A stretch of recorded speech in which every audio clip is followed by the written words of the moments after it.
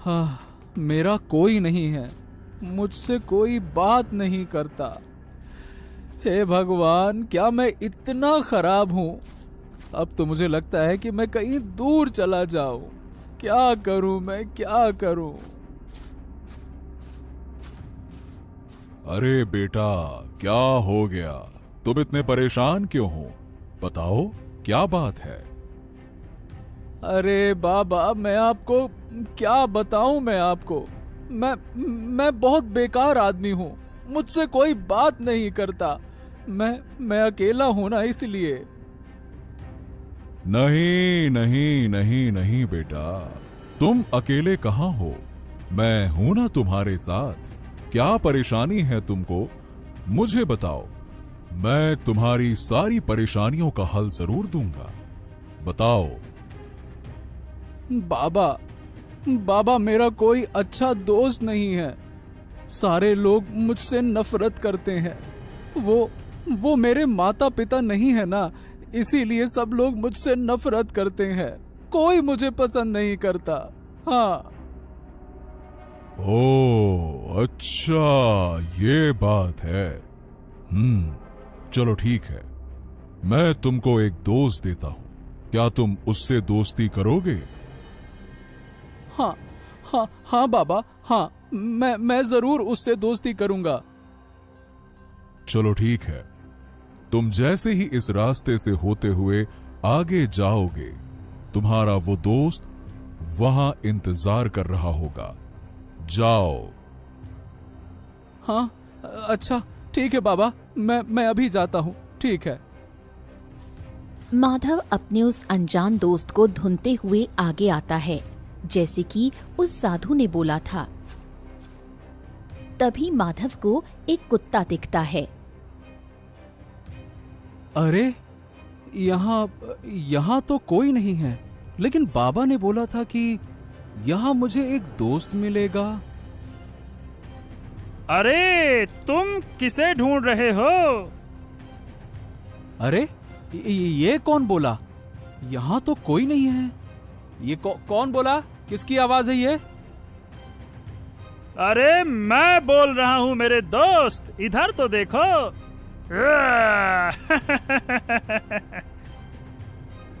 हैं? ये तो एक कुत्ता है, लेकिन ये बोल कैसे रहा है? अरे अरे अरे अरे, डरो नहीं मेरे दोस्त। मैं एक रहस्यमयी कुत्ता हूँ और मेरा नाम है शेरू। हाँ। माधव सब समझ जाता है और वो उस कुत्ते से दोस्ती कर लेता है। ये कहानी एक छोटे से गांव में रहने वाले माधव की है, जिसके माता पिता कुछ साल पहले ही माधव को छोड़कर इस दुनिया से चले गए थे। माधव अपना गुजारा करने के लिए सभी किसानों की तरह खेतों में काम किया करता था।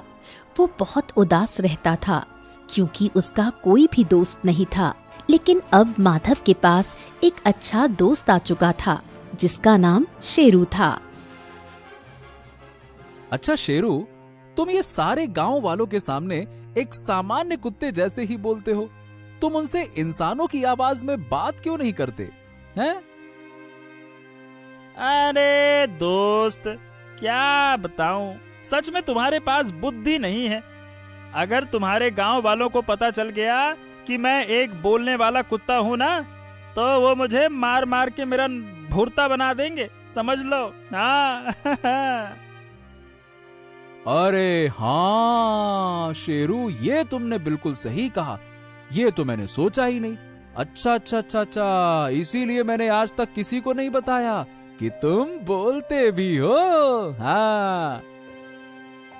माधव रोज शेरू से कुछ बातें करता और फिर अपने खेतों में काम करने चला जाता था और शेरू माधव के घर का ध्यान रखता था। वहीं दूसरी तरफ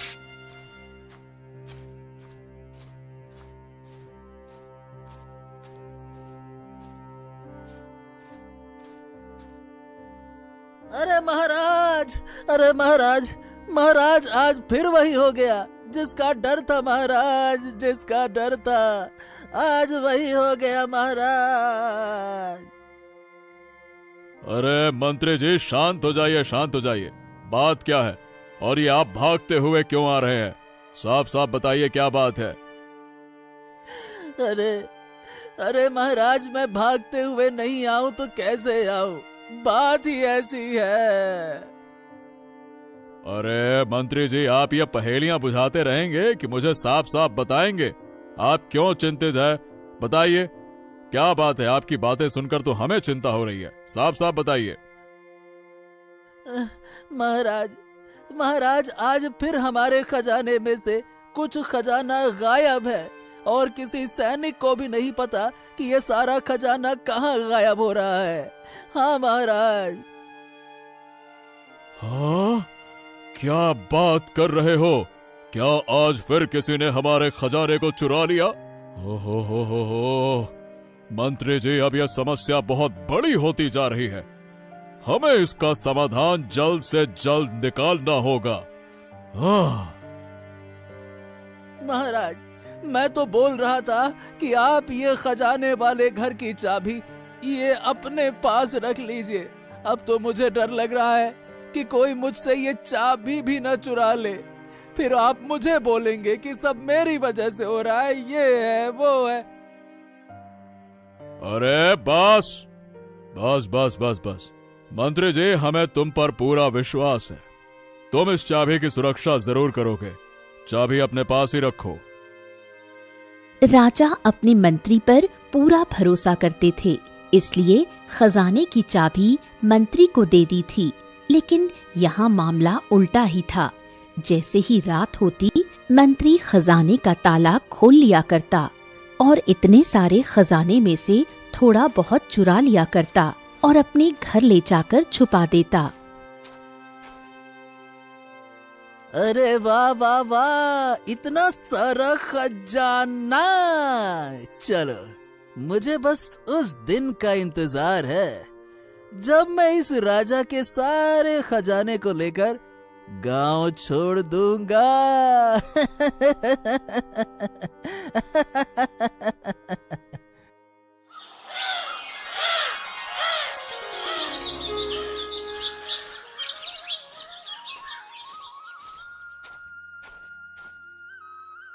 अरे माधव, अरे ओ माधव, जरा बाहर तो आओ यार। क्या दिन भर ये कुत्ते के साथ पड़े रहते हो? चलो चलो चलो, जल्दी फसल काटने का समय हो गया है। अरे ओ माधव।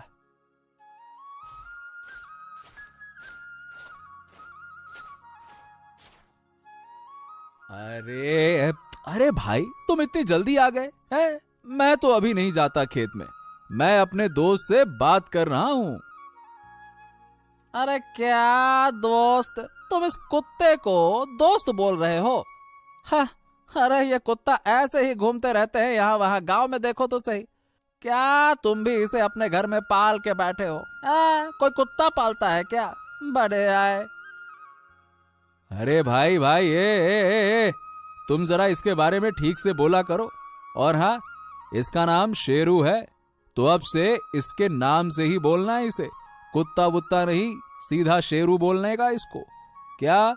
शेरू।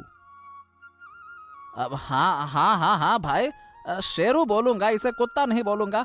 इतना गुस्सा क्यों हो रहे हो? मतलब मैंने तो ऐसे ही बोल दिया था। हाँ हाँ, तो मैं भी तुमको ऐसे ही बोल रहा हूँ, समझा रहा हूँ। तुमको बोला ना इसका नाम शेरू है, बस। चलो जाओ, तुम अब जाओ अपने खेत में कटाई निदाई गुड़ाई जो करना है वो करो, लेकिन इसे शेरू बुलाना अगली बार से, समझ गए? अभी मैं फिलहाल तुमसे बात नहीं करना चाहता, जाओ।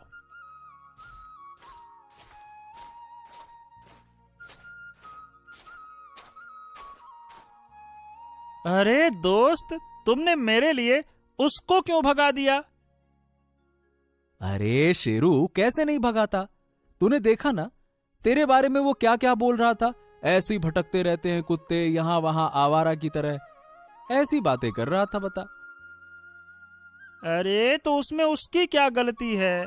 उसको मेरे बारे में थोड़ी ना पता है कि मैं तुम्हारे साथ कैसे रहता हूँ, क्या करता हूँ, हैं? अच्छा ठीक है दोस्त, तुम ये सब बातें हटाओ और चलो तुम मेरे साथ खेतों में चलोगे आज? चलो। हाँ। आज माधव अपने दोस्त शेरू के साथ खेतों की तरफ निकल जाता है।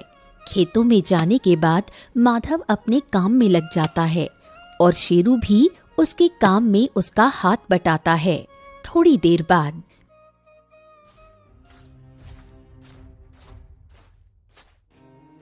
महाराज, महाराज, अरे महाराज, मैं क्या बोलूं? मतलब अब तो मुझे आपके सामने आने में भी शर्म आ रही है महाराज। क्या कहूं मैं? अरे मंत्री जी, क्या हो गया? आप फिर से लगता है कि कुछ चिंताजनक खबर लेकर आए हैं। देखिए, पहेलियां मत बुझाइए, जो कहना है साफ साफ कहिए, सीधी बात है। हाँ हाँ हाँ महाराज, आप सही समझे। आज फिर से हमारे खजाने में से कुछ खजाना किसी ने चोरी कर लिया महाराज। क्या? अरे ये क्या कह रहे हैं आप मंत्री जी? लेकिन ऐसा कैसे हो सकता है? खजाने के दरबार की चाबी तो तुम्हारे पास थी ना, तो भला कोई कैसे खजाने को हाथ भी लगा सकता है? आखिरकार ये चल क्या रहा है? यही तो मुझे भी नहीं पता महाराज। मैं तो इसीलिए आपको बोला था, मैंने आपको, कि खजाने वाले दरबार की चाबी मैं अपने पास नहीं रखूंगा। अब देखिए ना, सारे लोग मेरे ऊपर ही शक कर रहे हैं। मुझे तो बड़ा बेकार सा महसूस हो रहा है। ऐसा लगता है कि मैं ही चोर हूँ, जबकि मैं तो आपके पास बार बार आके बताता हूँ कि चोरी किसी और ने की है। महाराज, जो चोरी करेगा भला बताइए, वो बताएगा क्या कि चोरी हुई है?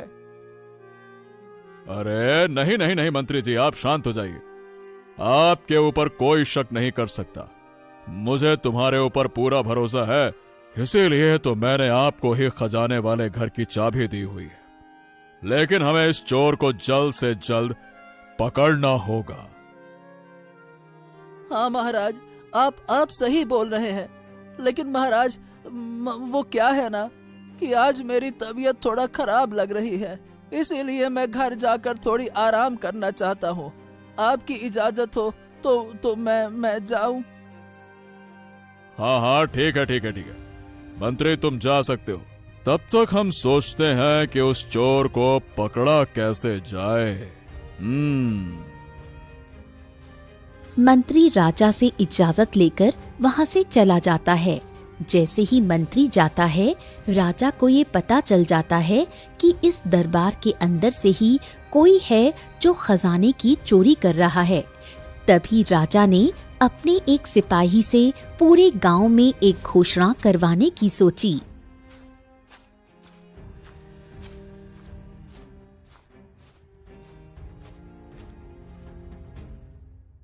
सिपाही, मेरी बात ध्यान से सुनो। आप गांव में जाकर यह घोषणा करवा दो कि जो भी इस खजाने चुराने वाले चोर को पकड़वाएगा, उसको हमारे तरफ से ढेर सारा खजाना इनाम में दिया जाएगा। जाओ, ऐसा ऐलान करवा दो, जाओ। ठीक है महाराज, जैसा आपका हुक्म, मैं अभी जाता हूँ।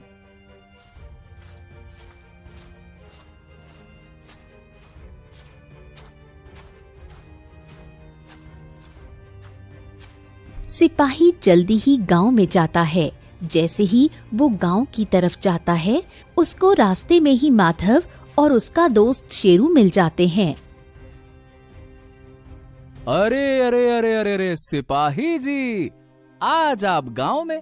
मंत्री जी ना दिख रहे, वो कहाँ हैं? अरे क्या बताऊं तुमको माधव, वो कुछ दिन से मंत्री जी का व्यवहार कुछ ठीक ना लग रहा। इसीलिए महाराज ने मुझे बोला है कि गांव में जाके घोषणा कर दो। बस आ गया। घोषणा? कैसी घोषणा सिपाही जी? अब क्या नया आदेश है महाराज का? अरे माधव, हमारे दरबार के बाहर वाला जो खजाने का घर है ना, उसमें रोज कोई आकर थोड़ा सा खजाना चुरा लेता है। इसीलिए महाराज ने एक घोषणा करवाने के लिए बोला है कि जो कोई भी उस चोर को पकड़वा देगा, महाराज उसको ढेर सारा इनाम देंगे। हाँ। अच्छा, ऐसी बात है। वाह वाह वाह वाह वाह। ठीक है सिपाही जी, अगर मुझे वो चोर मिलता है तो मैं राजा जी को जरूर बताऊंगा। ये तो अच्छा मौका है इनाम जीतने का। हाँ। राजा का सिपाही ये बोलकर वहां से चला जाता है। तभी माधव और शेरू अपने घर आ जाते हैं। शेरू माधव से बोलता है, अरे दोस्त, मुझे एक सुझाव आया है। क्यों ना हम वो चोर को पकड़वा देते हैं जो राजा जी के खजाना चुराने में लगा हुआ है। क्या कहते हो? कहते तो तुम सही हो दोस्त, लेकिन हम उसको पकड़ेंगे कैसे? हमें तो चोर के बारे में कुछ पता भी नहीं है। अरे दोस्त, तुम हो बहुत ही भोले। देखो, हम लोग चलते हैं राजा जी के पास। राजा जी हमें कुछ न कुछ उस चोर के बारे में जरूर बता ही देंगे। फिर देखो, मैं भी तो अपना कुछ कमाल दिखाऊंगा ना। हाँ। अच्छा। अगर ऐसी बात है तो ठीक है दोस्त, चलो। मुझे भी वो इनाम जीतने का बहुत मन कर रहा है। चलो चलो चलो चलो।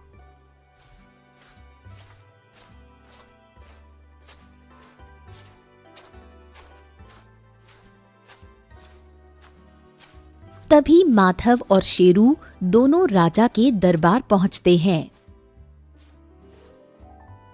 महाराज की जय हो, महाराज की जय हो। आओ आओ आओ माधव, और बताओ यहाँ कैसे आना हुआ? अरे महाराज जी, मुझे पता चला है कि आपके यहाँ से खजाना चोरी हो रहा है। हाँ हाँ हाँ, ये तुम्हें सच मालूम पड़ा है। अब बताओ माधव, हम क्या करें? हमें तो कुछ समझ ही नहीं आ रहा है कि आखिरकार ये अदृश्य चोर कौन है जो बंद कमरे में से सामान चोरी करके ले जाता है। हमें तो कुछ समझ नहीं आ रहा। महाराज, हम आपकी मदद कर सकते हैं अगर आप मुझे सारी बात बताएं तो। लेकिन माधव, तुम कैसे उस चोर को पकड़ोगे, बताओ? अरे महाराज, आप उसकी चिंता ना करें। मेरा ये दोस्त शेरू है ना, ये पता लगाएगा। हाँ। अच्छा, ऐसी बात है। तो देखो माधव, वो क्या है ना कि कुछ दिन से राजा माधव को सारी बात बताता है। वो ये भी बताता है कि खजाने की चाबी उसके मंत्री के पास रहती है, लेकिन मंत्री कहता है कि उसको चोरी के बारे में कुछ नहीं पता। राजा की ये सारी बातें सुनकर माधव और शेरू वहां से चले जाते हैं। थोड़ी देर बाद जब वो दोनों घर पहुंचते हैं तब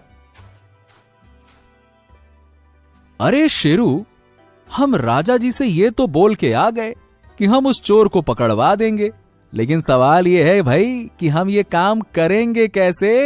हैं? अरे दोस्त, याद है तुम्हें राजा जी ने क्या बोला था? खजाने की चाबी मंत्री जी के पास ही रहती है, और वो अभी कुछ दिनों से राज दरबार में भी नहीं आ रहे हैं। अरे शेरू, मंत्री जी महाराज के खास मंत्री हैं, इसीलिए राजा जी को मंत्री जी पर कभी शक नहीं होगा। यही कारण है जो राजा जी ने उन्हें अभी तक खजाने के घर की चाबी दे रखी है। हाँ।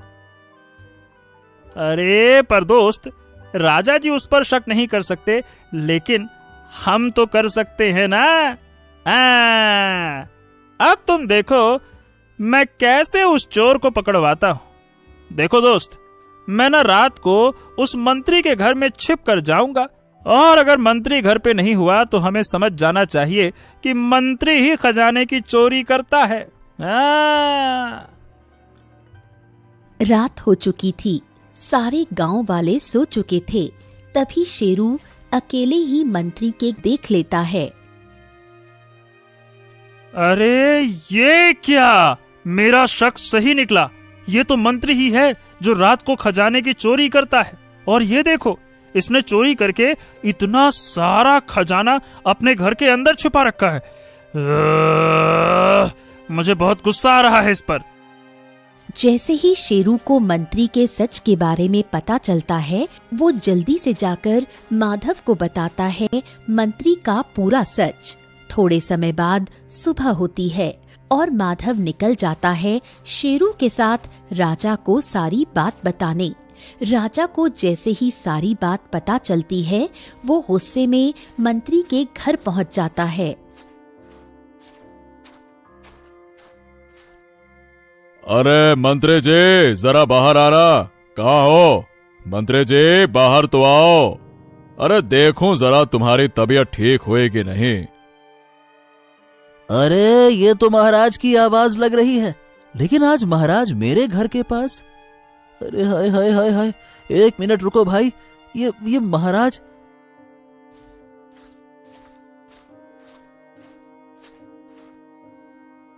अरे महाराज, आप यहाँ?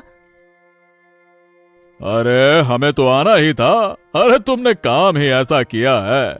चलो अब सारा खजाना हमें वापस करो।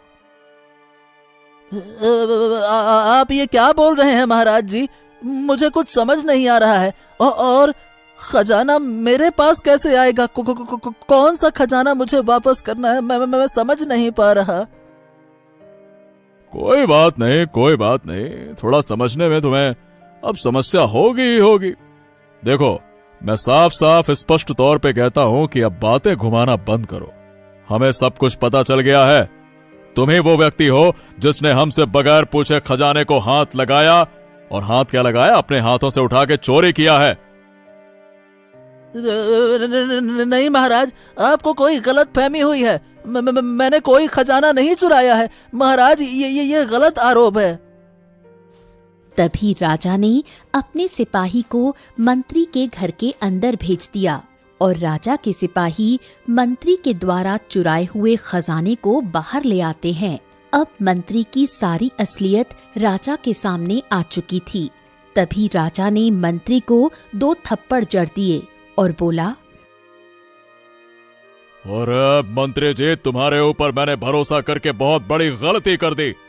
तुमने मेरे साथ विश्वासघात किया है। अब तुम्हें कड़ी से कड़ी सजा दी जाएगी। और माधव, तुम्हारा बहुत बहुत धन्यवाद। तुम दोनों ने मिलकर इस मंत्री को पकड़वाया, इसका पर्दाफाश किया। शाबाश।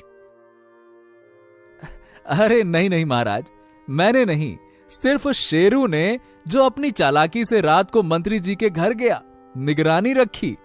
तभी मंत्री जी का सच शेरू को पता चल गया और मंत्री जी का चेहरा सबके सामने आ गया। हाँ। अरे महाराज, मुझे माफ कर दीजिए। आगे से ऐसी गलती कभी नहीं होगी। कृपया करके मुझे माफ कर दीजिए महाराज, मुझे माफ कर दीजिए। सैनिकों, ले जाओ इसे। मंत्री के लाख सफाई देने के बाद भी राजा ने उसे माफ नहीं किया और माधव और उसके दोस्त शेरू को उस सारे खजाने में से थोड़ा सा खजाना उन दोनों को दे दिया। इसके साथ साथ अब माधव राजा के लिए ही काम करने लगा।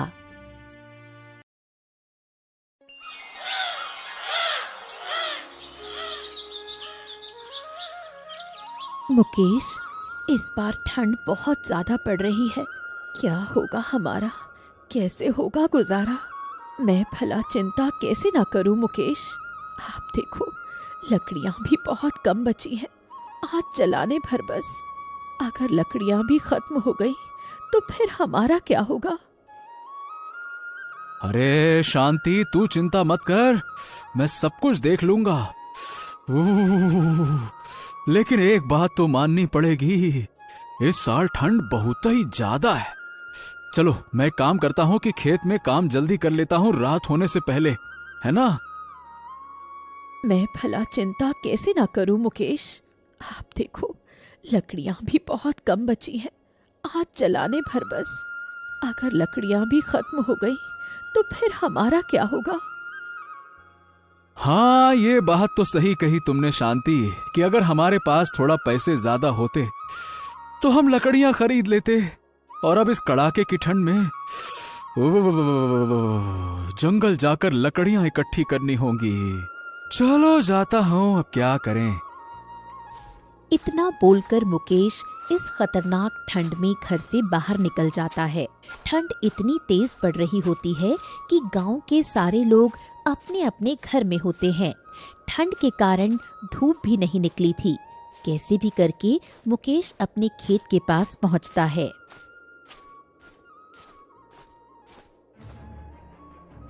अरे ये क्या, आज तो अच्छे से धूप भी नहीं आई। अरे भगवान, क्या होगा। ऊपर से कल ठाकुर साहब अपने पैसे लेने आ जाएंगे। क्या करूं, कैसे दूंगा उनके पैसे। चलो पहले जल्दी से लकड़ी इकट्ठा कर लेता हूं, नहीं तो रात हो जाएगी और जंगली जानवर घूमने लगेंगे। हाँ। मुकेश उदास होकर जंगल की ओर निकल जाता है। थोड़े समय बाद कुछ लकड़ियां इकट्ठा कर घर की ओर रवाना हो जाता है। ठंड के कारण सूखी लकड़ियां मिलना बहुत मुश्किल हो रहा था, जिससे गांव वाले और भी परेशान हो गए थे। दूसरे दिन ठाकुर, जो इस गांव का जमींदार था, जो इन गरीब किसानों को ज्यादा सूद पर पैसे दिया करता था, आज ये ठाकुर गुस्से में मुकेश के घर पहुंचा और जोरों से आवाज लगाई। मुकेश, अरे ओ मुकेश, ए भैया, जल्दी से बाहर आजा, आजा आजा आजा। आज तो मैं अपने पैसे लेकर ही जाऊंगा। अरे कहाँ रह गया रे? बाहर आ, जल्दी से बाहर आ।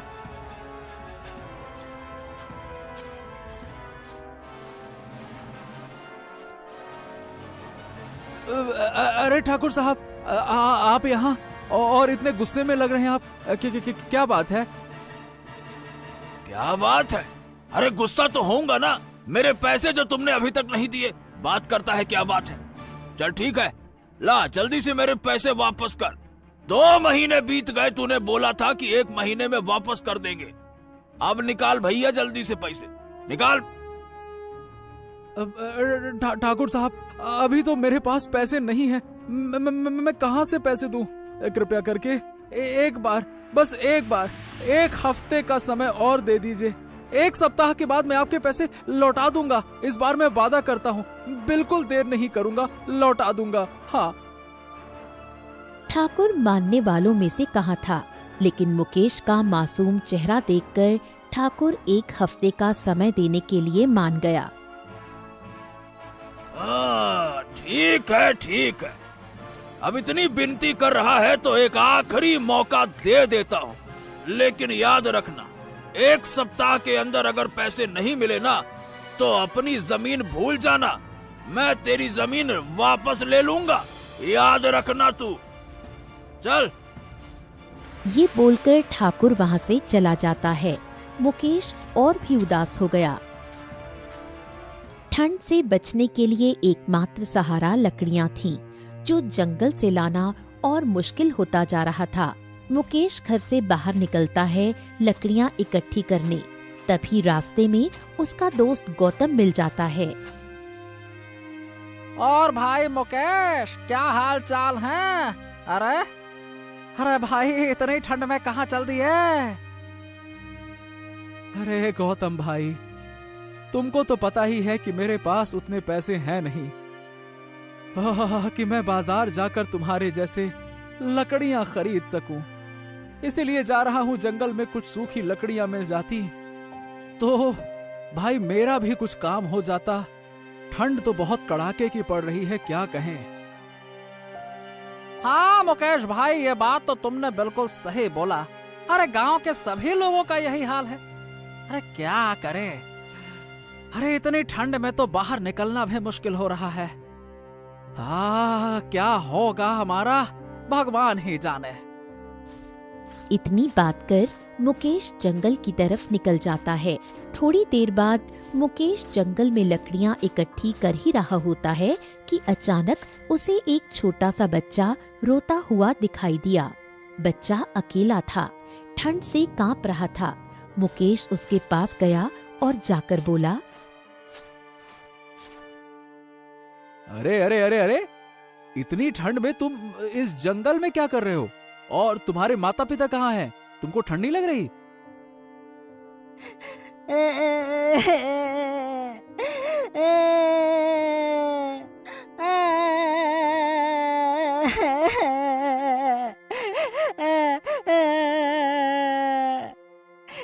अरे अंकल, मैं अनाथ हूँ और 2 दिन से इस जंगल में भटक गया हूँ।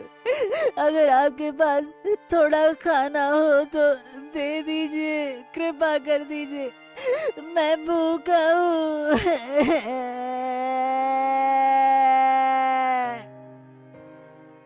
मुकेश अपने मन में सोचने लगा कि इस बच्चे को इस भयानक ठंड में नहीं छोड़ सकते, इसलिए मुकेश ने इस बच्चे को अपने घर ले जाना सही समझा। वो बेटा, तुम चलो मेरे साथ, तुम मेरे घर में रहना आज से, ठीक है? चलो चलो चलो चलो, बहुत ठंड है, आज से तुम वहीं रहना। अरे चलो जल्दी से। ठीक है अंकल, चलिए मैं चलता हूँ आपके साथ।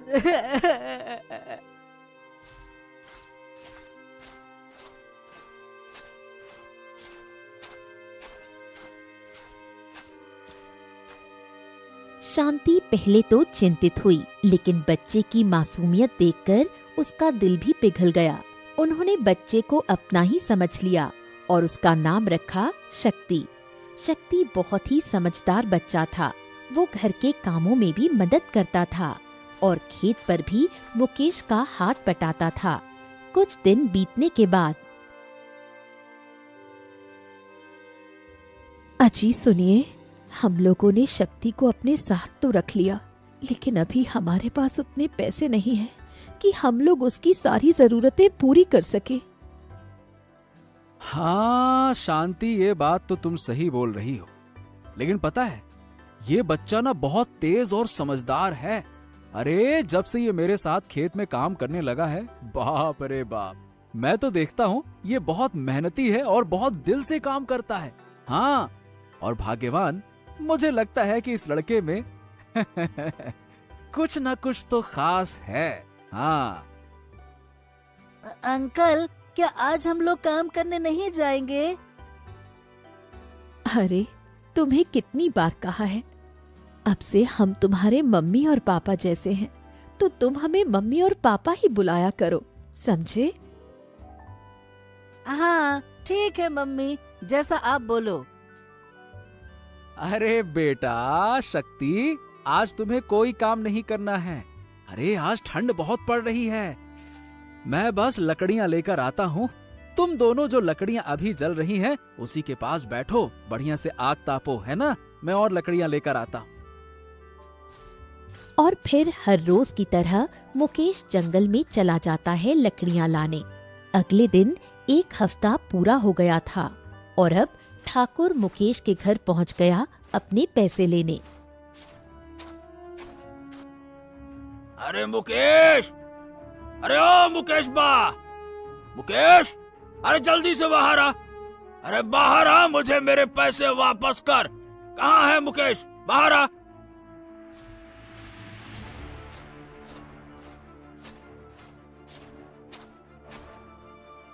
अरे अरे ठाकुर साहब, रुके रुके रुके रुके, मैं अभी आपके पैसे लाता हूँ, आप रुकिए, मैं लाता हूँ। फिर मुकेश घर के अंदर जाता है और जितने पैसे उसके पास बचे थे वो सारे पैसे ठाकुर को दे देता है। मुकेश की पत्नी शांति और शक्ति भी वहाँ पर आ गए। अरे अरे ये तो पूरे पैसे नहीं है, तूने तो कहा था कि 1 सप्ताह के बाद मेरे पूरे पैसे दे देगा, ये क्या चिल्लर दे रहा है तू? ठाकुर साहब देखिए, अभी मेरे पास जितने पैसे थे मैंने सारे पैसे आपको दे दिए। मैं आपसे वादा करता हूँ कि अगली बार पूरे पैसे आपको लौटा दूंगा, पक्का वादा करता हूँ। मुझे माफ कर दीजिए, मेरे पास कुछ पैसे कम पड़ गए। पैसे कम पड़ गए? चल ठीक है, मैं तेरे को 1 महीने का समय देता हूँ और ये आखिरी बार, समझ लेना, ये आखिरी बार है। अगर इस बार पैसे नहीं मिले तो मैं तेरा घर भी ले लूंगा और जमीन भी ले लूंगा, ठीक है? याद रखना, ठाकुर का कहा है और ठाकुर का कहा बदलता नहीं है। ये बोलकर ठाकुर वहां से चला जाता है। ठंड और भी तेज पड़ने लगी थी और अब मुकेश का लकड़ियां लाने का समय हो गया था। लेकिन इस बार मुकेश के साथ शक्ति भी जंगल में लकड़ियां इकट्ठी करने गया। जैसे ही दोनों जंगल पहुंचे तब मुकेश को सूखी लकड़ियां नहीं मिल रही थीं। तभी शक्ति को एक ऐसी जगह पता थी जहां बहुत से सूखे पेड़ गिरे हुए थे। वहां बहुत लकड़ियां थीं, जिसे देख मुकेश खुश हो गया और लकड़ियां उठाकर घर ले आया। इस बार लकड़ियां ज्यादा आई थीं, जिसे देख शांति भी खुश हो गई। अरे शांति शांति, अब लगता है कि हमें लकड़ियों की कमी नहीं होने वाली। हाँ, अरे क्योंकि हमें जंगल में बहुत सारी लकड़ियां मिली हैं और वो भी हमारे शक्ति ने बताया उस जगह पे। हाँ हाँ, ये तो बहुत अच्छी बात है। चलो, अब कम से कम घर में ठंड से राहत मिलेगी। ठंड के बढ़ने के कारण रामचरण, जो गांव के सरपंच थे, वो एक दिन सारे गांव वालों को गांव की चौपाल के पास इकट्ठा करते हैं और बोलते हैं, हाँ, बहुत ठंड है, मैं समझ सकता हूँ और मैं आप सभी की समस्याएं बहुत अच्छे से समझ सकता हूँ। यह केवल किसी एक परिवार के साथ नहीं, बल्कि पूरा गांव इस भयानक ठंड से जूझ रहा है। अरे ठंड इतनी ज्यादा पड़ रही है कि खेतों में काम करना तो छोड़ो, घरों में रहना भी मुश्किल हो गया है। देखो, मेरे हाथ कांपे जा रहे हैं, मेरी जबान क्या कहूं, लड़खड़ा रही है, इतनी ठंड है। सरपंच जी, ये बात तो आप ठीक बोल रहे हैं, लेकिन हमारे पास लकड़ियों को लेकर भी बहुत बड़ी समस्या है।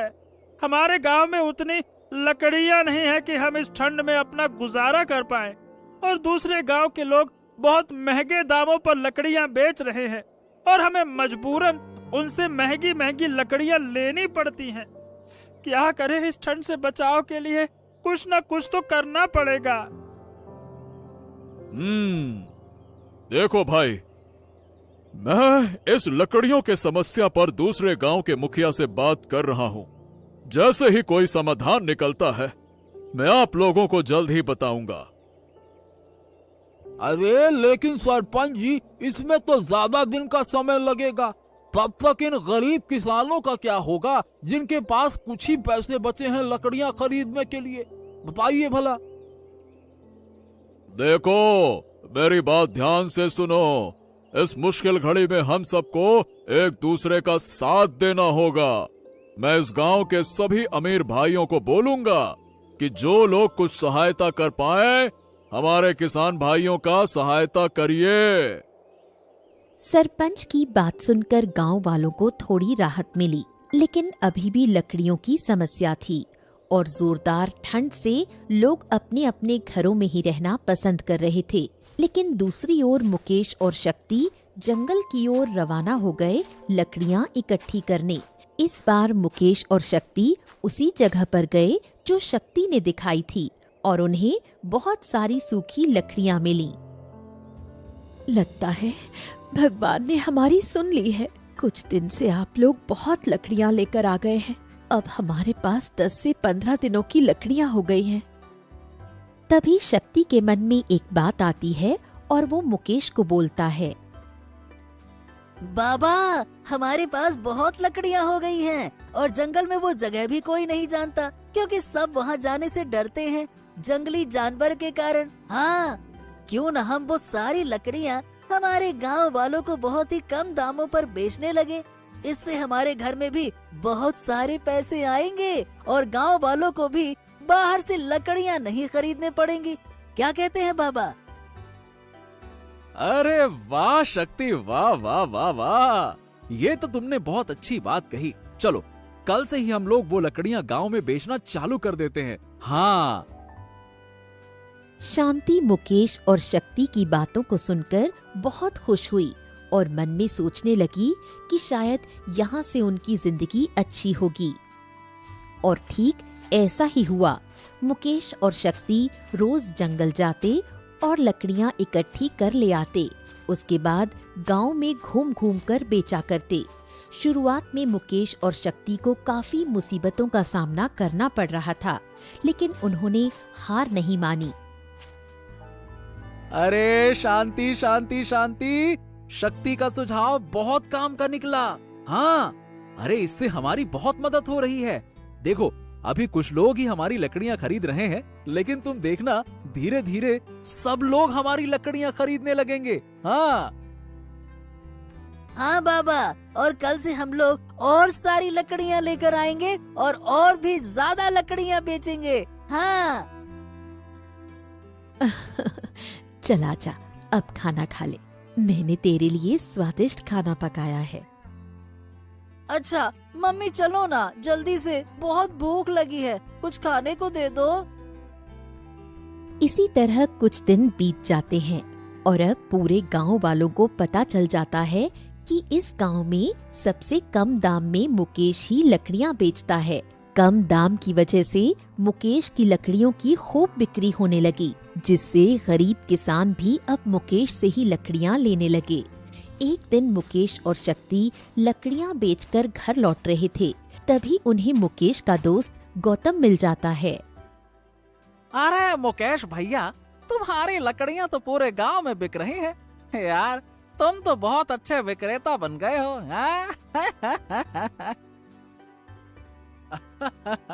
अरे नहीं गौतम भैया, ये सब मेरे बेटे शक्ति का कमाल है। इसी की वजह से ही आज हम लोग गरीब लोगों को भी कम से कम दाम में लकड़ियां दे रहे हैं। हाँ। अच्छा, ये वही बच्चा है ना जिसे तुम जंगल में अकेला देखकर लाए थे, क्यों, है ना? हाँ हाँ हाँ, ये वही है, लेकिन अब से ये हमारे घर का सदस्य है। अरे हमारा बेटा है ये अब तो। हाँ। चलो यार, ये सही हुआ तुम्हारे साथ। भाई भगवान ने भी एक होशियार बच्चे को तुम्हारे घर भेज दिया है। हाँ। मुकेश का दोस्त गौतम शक्ति की बहुत तारीफ करता है और ये भी बोलता है कि अब से वो रोज मुकेश से ही लकड़ियां खरीदा करेगा। दूसरी ओर मुकेश का कारोबार बहुत तेजी से पूरे गांव भर में फैल गया, जिसके कारण मुकेश की आर्थिक स्थिति सुधरने लगी। आज पूरा 1 महीना हो चुका था मुकेश को लकड़ियों का कारोबार संभालते हुए, और अब मुकेश गांव के एक अच्छे किसानों में से एक बन गया था, जिसने इतनी सर्दी में भी अपनी मेहनत और संघर्ष से पूरे गांव भर की लकड़ियों की समस्या को खत्म कर दिया, जिससे उसकी आर्थिक स्थिति में भी सुधार हो गया।